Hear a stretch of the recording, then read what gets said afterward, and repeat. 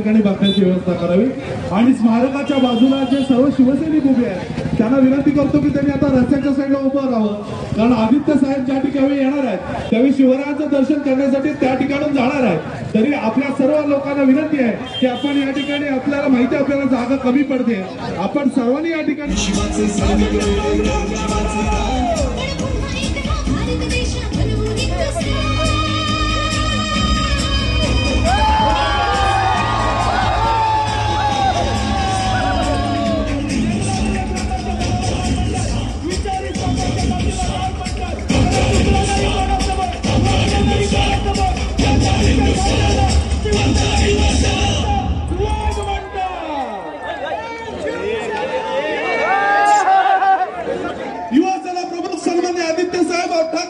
आपल्याला या ठिकाणी संबोधित करतील। आदित्य साहेब तुम आगे बढ़ो। जय महाराष्ट्र। दिसतोय ना सगळ्यांना? ऐकू येतंय? कारण भास्कर जाधव साहेब आपण जे बोलत होतात आम्हाला मागे थोडंफारच ऐकू येत होतं, पण लोकांच्या प्रतिक्रियेवरनं मला कळलेलं आहे की सचिन तेंडुलकरची बॅटिंग झाल्यानंतर बॅटिंग करणं किती कठीण असतं। बाकीचे बसून घेतलं चालेल ना, म्हणजे उभं थोडं मागे येऊ। आता दिसतोय का?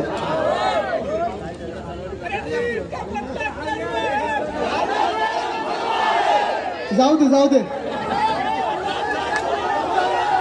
आपली तोंड खराब करून नका घेऊ। पण एक मला बरं वाटलं इथे येऊन। गीते साहेब जेव्हा माझा इथे प्रवेश झाला, इथे मी स्वागत होत होती, एक टी शर्ट मला मस्त दिसलं।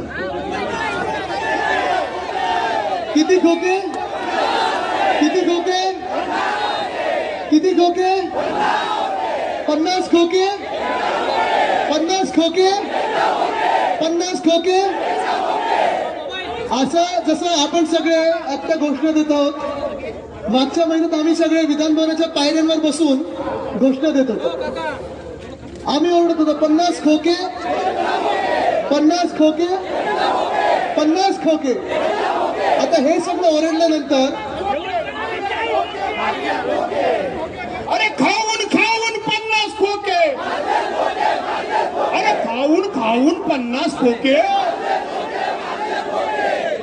आता मला तुम्ही सांगा, जेव्हा आम्ही हे ओरडत होतो, ज्यांनी 50 खोकी खाल्लेले आहेत त्यांना थोडी तरी लाज वाटायला पाहिजे होती ना।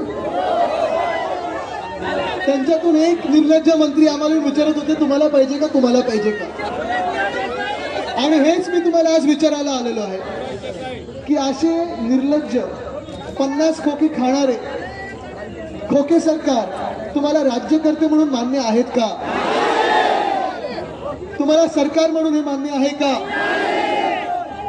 कारण जे काही वातावरण मला महाराष्ट्रात दिसत आहे आज, खरं तर छत्रपती शिवरायांचे इथे पुतळा आहे, त्यांना मी नतमस्तक नंतर होणार आहे। मी दळवी साहेबांनी सांगितलं पहिलं मला जनतेसमोर नतमस्तक होऊ द्या आणि त्याच्यानंतर मी तिथे महाराजांसमोर जाणारच आहे। कारण हा सगळा आशीर्वाद घेऊन, हा जनतेचा आशीर्वाद, या जनतेचं प्रेम घेऊन मी छत्रपती शिवरायांकडे प्रेरणा घ्यायला आणि त्यांच्यासमोर नतमस्तक व्हायला जाणार आहे। पण मला वाटतं बरोबर 4 महिन्यापूर्वी इथेच आपली सभा झालेली, इथेच झालेली। मला वाटतं मंच आपला इथेच होता। तेव्हा मला अनिल परब साहेबांनी सांगितलेलं, तेव्हा मला वाईकर साहेबांनी सांगितलेलं की जे सांगतायत की ज्यांनी पुतळा बनवला त्यांनी पुतळा खरं बनवलाच नव्हता। पालकमंत्री म्हणून मेहनत आधी वाईकर साहेबांनी घेतली, नंतर अनिल परब साहेबांनी घेतली होती। तरी मी कोणातरी मित्र म्हणून समजत होतो, मित्र म्हणून समजत होतो। त्यांच्यासाठी मी पक्षात स्वतः वाईटपणा घेतला, त्यांच्यासाठी उभं राहिलो मी, आणि त्याच मैत्रीच्या आज पाठीवर वार घेऊन मी तुमच्या समोर आलेलो आहे। त्याच पाठीवर वार घेऊन आलेलो मी, म्हणजे ज्याला मी मिठी मारायचो, डोळे बंद करून मिठी मारायचो, त्यांच्या हातात खंजीर कधी आला हे मला कळलंच नाही, हे मला कळायला मिळून लागलं। पण आज ह्याच मतदारसंघात नाही, असंच माझं 40 मतदारसंघांमध्ये होता। कारण जिथे जिथे मी जातो या 40 गद्दारांच्या मतदारसंघामध्ये 12 खासदार असतील, 40 आमदार असतील, थोडं तरी मनात माझं दुःख एक असतं की अरे आपण काय नक्की कमी केलं ह्या 40 लोकांसाठी की यांनी आपल्या पाठीत खंजीर खुपसून असे निघून गेले. काय नक्की आपण यांना कमी दिलं होतं, काय यांच्याकडे देणं बाकी होतं की यांनी असा वार करून हे निघून गेले आपल्याला. म्हणजे दुःख तर होतच, कारण अर्थात मला आठवतं हे सगळेच लोक गेले 10, 12, 15 वर्ष मी यांना सगळ्यांना जवळून ओळखत आहे. निवडणुका येतात लवकर, घाबरू नका. जे काही दाखवायचं ते मतपेटीत दाखवायचं.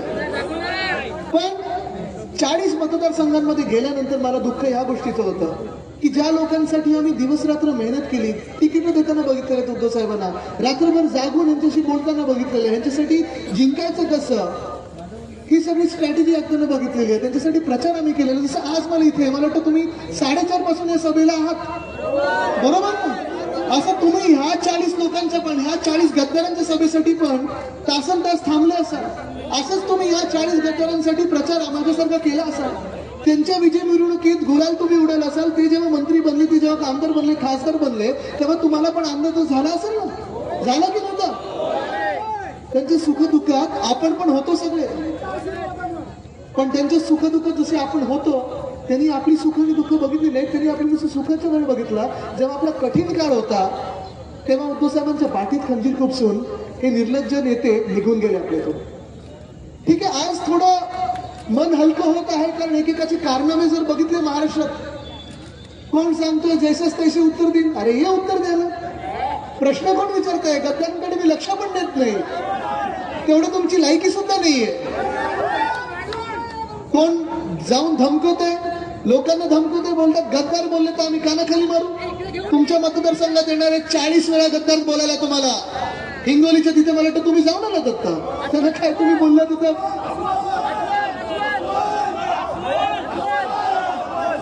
पण गुदगुली केली ह्यांनी. एक आमच्याकडे महाशय आहेत, गणेश विसर्जनाच्या मिरवणुकीत पिस्तूल काढली, पोलीस स्टेशन मध्ये जाऊन पिस्तूल चालवली. एक कोणीतरी जाऊन कॉन्ट्रॅक्टरला मारतं, कोणीतरी जाऊन स्टेजवर लोकांबरोबर नाचतात का. हे सगळे कारनामे बघून कुठेतरी मला आता मन हलकं होत आहे की चला एकदाचे हे लोक निघून गेले, चांगले 40 लोक आपल्याला नवीन तरुणांना संधी देता येईल. पण आश्चर्य ह्या गोष्टीचं वाटतं मला, आश्चर्य ह्या गोष्टीचं वाटतं मला की हे खोके सरकार चाललंय तरी कसं. म्हणजे काल परवाकडे माझी पत्रकार परिषद जर तुम्ही बघितली असाल, तर त्या पत्रकार परिषदमध्ये मी 2 महत्वाचे मुद्दे मांडले. 2 दिवस पत्रकार परिषद घेतली, पाठोपाठ घेतली. 2 प्रकल्प आपल्या महाराष्ट्रातून निघून गेलेले आहेत. माहिती का पहिला प्रकल्प कुठचा आहे? कुठचा आहे? कुठचा आहे? वेदांता फॉक्सकॉन. हे तुम्हाला माहिती आहे, पण आपले मुख्यमंत्री महोदयांना माहितीच नव्हतं. हे तुम्हाला माहिती आहे, पण आपल्या उद्योग मंत्र्यांना माहितीच नव्हतं. उद्योग मंत्र्यांचं नाव काय? आता इथे नवीन नाव पडलंय. पण हेच वेदांता फॉक्सकॉन हा जो विषय हा खूप गंभीर आहे, खूप महत्वाचा विषय आहे. आज मी तुमच्याशी जो संवाद साधत आहे तो याचसाठी साधायला आलेलो आहे, कारण जे काही आपल्या राज्यात हे घडत आहे मला तरी पटणारं नाही. ठीक आहे, राजकारण एका आपल्या बाजूला असतं. तुम्ही गद्दारी केली, गद्दारी करून निघून गेलात. एक घटना बाहेर सरकार तुम्ही स्थापन केलेलं आहे, हे सरकार बेकायदेशीर आहे, बेईमानांचं आहे.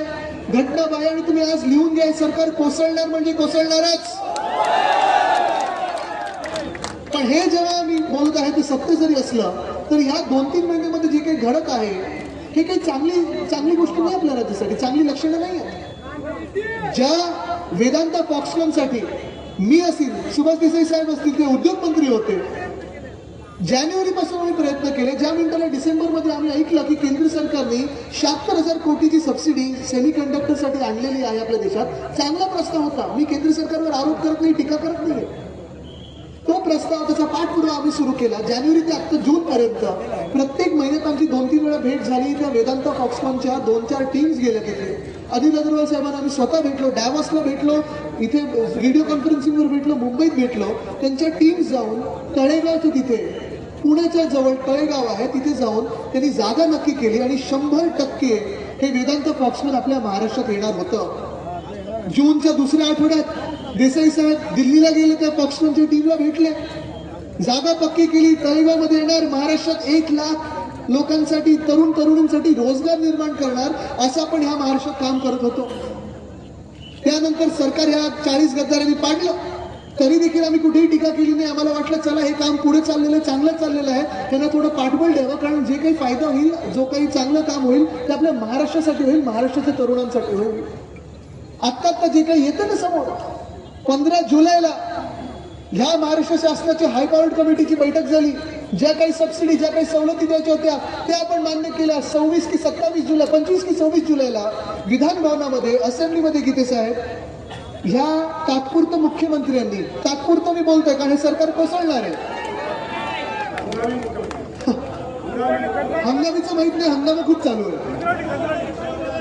पण त्यांनी सांगितलं, त्यांनी एकेरी उल्लेख केला, तो वेदांत आलेला, जसं काही कॉन्ट्रॅक्टर आला 4 लाख कोटी घेऊन येतोय.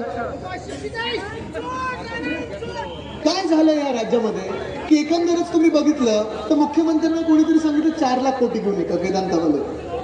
MIDCच्या जर्नलमध्ये आलेलं आहे, त्यांच्या मॅगझिनमध्ये आलेलं 1 लाख कोटी आहे. 2.25 लाख कोटीची गुंतवणूक, 1 लाख रोजगार निर्माण करणारा.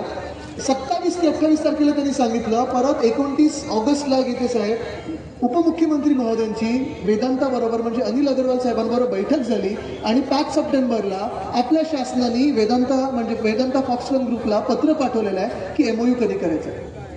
पण आता तुम्ही कोण गेलं, कुठे गेलं ते? गुजरातला गेलं.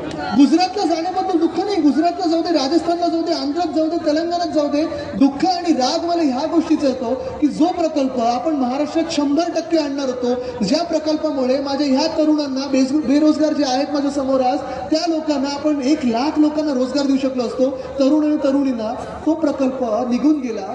माझ्या राज्याच्या उद्योग मंत्र्याला कल्पना देखील नाही, काडी मात्र माहिती देखील नाही. ही मला लाज वाटणारी गोष्ट आहे. आज तरुण म्हणून मला लाज वाटते. दुसरा प्रकल्प मी जो बोललो बल्क ड्रग पार्कचा, रोह्यामध्ये, इथून पुढे गेल्यानंतर रोह्यामध्ये गीते साहेब आपण जिथे खासदार होता तिथे रोह्यामध्ये बल्क ड्रग पार्क आपल्या महाराष्ट्रामध्ये आपण कोविडच्या लसी किंवा कुठच्याही लसी, वॅक्सिन मध्ये महाराष्ट्र नंबर 1 वर आहे. औषधमध्ये 1 नंबरवर आहे. आपण औषधं किती जगाला एक्सपोर्ट करतो, एक्सपोर्ट मध्ये आपण 2 नंबरवर आहोत. नावाशिवाचं पोर्ट आहे, तिथे नवीन एअरपोर्ट येणार होतं. बल्क ड्रग पार्कसाठी आपल्या म्हणजे उद्धव साहेबांच्या सरकारने 2,500 कोटी ही सबसिडी म्हणून बाजूला काढून ठेवलेले, 5,000 एकर आपण बाजूला काढून ठेवलेले. तरी देखील बल्क ड्रग पार्क गेलो कुठे? गुजरात, आंध्र प्रदेश, हिमाचल प्रदेश, ह्या 3 राज्यांकडे गेला आणि महाराष्ट्राकडे आला नाही. तिसरा प्रकल्प जो आम्ही आता पाठपुरावा करत होतो गेले 1 वर्ष, एअरबस आणि टाटाचा आहे. एक प्रकल्प आम्ही पुण्याकडे नेत होतो, दुसरा प्रकल्प रोह्याकडे नेत होतो रायगडमध्ये, तिसरा प्रकल्प आम्हाला नागपूरमध्ये न्यायचा होता, तो म्हणजे एअरबसचा. तिथे डिफेन्स आणि विमानं बनवण्याचा हा प्रकल्प आणण्यात होतो. आजच मी मुख्यमंत्री महोदयाने सांगतोय, दिवस फार कमी राहिलेले आहेत. स्वतःसाठी 11 वेळा की 12 वेळा तुम्ही दिल्लीला गेलेला आहात. अरे एकदा तरी ह्या महाराष्ट्रासाठी दिल्लीला जा, आमच्या हक्काचे ते मागून या. कारण स्वतःसाठी, स्वतःच्या पदांसाठी असेल, स्वतःच्या सुरक्षेसाठी असेल, स्वतःचं जे काही मागायचं होतं तुम्ही दिल्लीसमोर जाऊन झुकून आलेला आहात. ठीक आहे, माझं काही म्हणणं नाही, हे महाराष्ट्र सगळं बघत आहे, हा पूर्ण राज्य बघत आहे, जनता बघत आहे. पण कधी ना कधीतरी महाराष्ट्रासाठी जा. नवरात्र लवकर सुरू होणार आहे, मग आपण परत एकदा व्यस्त व्हाल. दांडिया, गरबा, मंडळ 6 वाजेपर्यंत, सकाळी 4 वाजेपर्यंत. वर्ल्ड रेकॉर्ड आहे आपला, तो तोडायचा आपल्याला. नाही तर त्यांना पण खेळाचा दर्जा देणार आहे. असं झालेलं आहे, तर खेळाच्या दर्जावरनं आमच्याकडे एवढी मंडळ येतात, एवढी मंडळ येतात की दर्जा मिळणार कधी. अजून कुठचाही GR आला नाही. आलाय का? इन्शुरन्स मिळणार का आपल्या दहीहंडीवाल्यांना? मिळालंय का? नाही मिळालं. गाजर नुसतं गाजरच वाटतंय.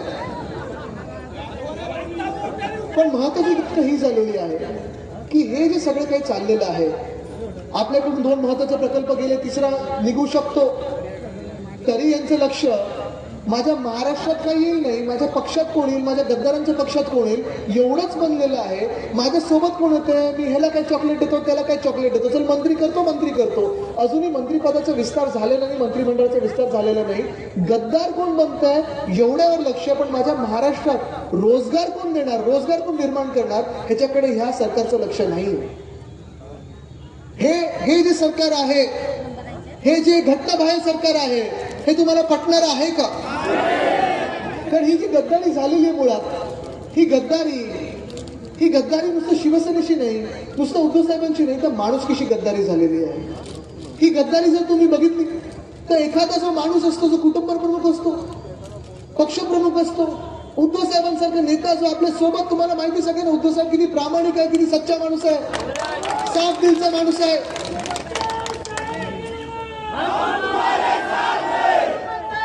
पण ही जी गद्दारी झाली, उद्धव साहेबांच्या पाठीत जो त्यांनी खंजीर खुपसला, तो उद्धव साहेबांच्या सर्वात कठीण काळात त्यांनी खंजीर खुपसून निघून गेले. तुम्ही लक्षात घ्या. आज तुम्ही बघत असाल उद्धव साहेब सगळ्यांना भेटत आहेत, बोलत आहेत, सगळीकडे तुमच्याशी जे कोणी मातोश्री करत आहेत, भेटतायत, बोलतायत, लोकांची भेटत आहेत. मंत्रीपद मुख्यमंत्री असताना देखील करत होते. पण जे 2-3 महिने त्यांचे होते ते एवढे कठीण होते, ते आम्हाला पण भेटताना आम्ही पण 2, 3, 4, 5 कोविड टेस्ट करून त्यांना भेटत होतो, कारण ते हॉस्पिटलमध्ये होते आणि त्यांचे एक नाही तर 2 ऑपरेशन झाले होते. इथे मला माहित नाही किती लोकांचे ऑपरेशन झाले असतील, पण ज्यांचे झाले आहेत त्यांना माहिती आहे की ऑपरेशन थिएटरमध्ये जाणं एकदा पण काय, अर्ध्या वेळी पण जर तुम्ही गेलात, अर्धा मिनिटं जरी गेलात, तरी मनावर एक वेगळं दडपण असतं की ऑपरेशन थिएटरमध्ये चालू. दाताचा डॉक्टर असेल किंवा लस घ्यायला गेला असेल कोविडची, तिथे पण आपल्याला भीती वाटते की अरे दुखणार की नाही. पण उद्धव साहेबांचं एक नाही, दुसरं ऑपरेशन जेव्हा झालं तेव्हा मी स्कॉटलंडला होतो, पर्यावरण मंत्री म्हणून एक जागतिक परिषदेत होतो. माझी तिथे परिषद झाली, धावत पडत मी आलो आणि उद्धव साहेबांना हॉस्पिटलला भेटायला गेलो. तेव्हा चित्र एकदम विचित्र होतं, कारण उद्धव साहेब हॉस्पिटल बेडमध्ये होते, जास्ती हलू शकत नव्हते. कोविडच्या बाहेर रुग्ण वाढत होते. डिसेंबरचा काळ होता, दिवाळी होऊन गेलेली. आपल्याला आठवत असेल कोविड झपाट्याने वाढत होता आणि उद्धव साहेबांचं पूर्णपणे लक्ष एवढ्यावरच होतं की महाराष्ट्राला या कोविडमधून बाहेर कसं काढायचं, रुग्ण कसे कमी करायचे, रुग्णांना बरं कसं करायचं, लक्ष एवढ्यावरच होतं. आणि उद्धव साहेब प्रत्येक आमदार, खासदार, नगरसेवक, महापौर, मंत्री, SP, collector, municipal commissioner, police commissioner यांच्याशी एवढंच चर्चा करत होते, मंत्रिमंडळाशी चर्चा करत होते की आपल्याला कोविडमधून महाराष्ट्राला बाहेर कसं काढायचं आणि महाराष्ट्राचं अर्थचक्र पुन्हा कसं चालायला लावायचं, इंडस्ट्री कशी नवीन येऊ शकेल, ह्याच्यावर उद्धव साहेब विचार करत होते. आणि जेवढी काही ताकद त्यांच्यात होती त्या हॉस्पिटल बेडमध्ये मी बघत होतो स्वतः. मी मुलगा म्हणून त्यांचं दुखणं बघितलेलं आहे, आमदार म्हणून दुखणं बघितलेलं आहे. पण त्याच वेळी जेव्हा उद्धव साहेब महाराष्ट्राचा विचार करत होते ना, तेव्हा हे 40 निर्लज्ज गद्दार लोक स्वतःचा विचार करत होते आणि गद्दारी कशी करणार ह्याचा विचार करत होते. म्हणजे विचार करा तुम्ही, कधी सरकार पलटी करायचं, सरकार पाडायचं.